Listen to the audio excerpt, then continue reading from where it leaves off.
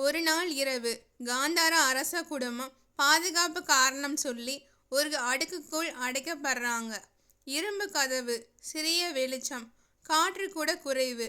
அந்த நிமிஷம் சகுனி புரிஞ்சுக்கிறான், நாம விருந்தினர்கள் இல்ல, நாம கைதிகள். முதல் நாள் சாப்பாடு குறைவு, இரண்டாம் நாள் பாதி சாப்பாடு, மூன்றாம் நாள் ஒரு கைப்பிடி அரிசி.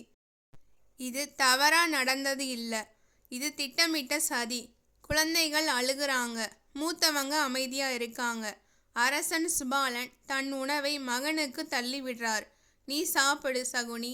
சகுனி மறுக்கிறான். இல்ல அப்பா, நீங்க சாப்பிடணும். ஒரு நாள் ஒரு சகோதரன் இறக்கிறான், அடுத்த நாள் ஒரு மாமா இறக்கிறார். பிறகு அரசின் மூச்சு நிக்குது. எந்த கத்தலும் இல்லை, எந்த இறுதி சடங்கும் இல்லை. மரணம் கூட இங்கம் சத்தம் போடல. இது கூட பயந்துதான் வந்தது.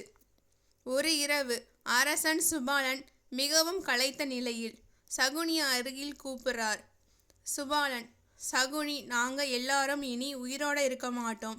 சகுனி, அப்பா அப்படி பேசாதீங்க.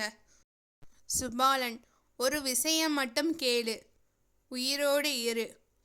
நல்லவனா இல்ல, ஆனா உயிரோடு இரு.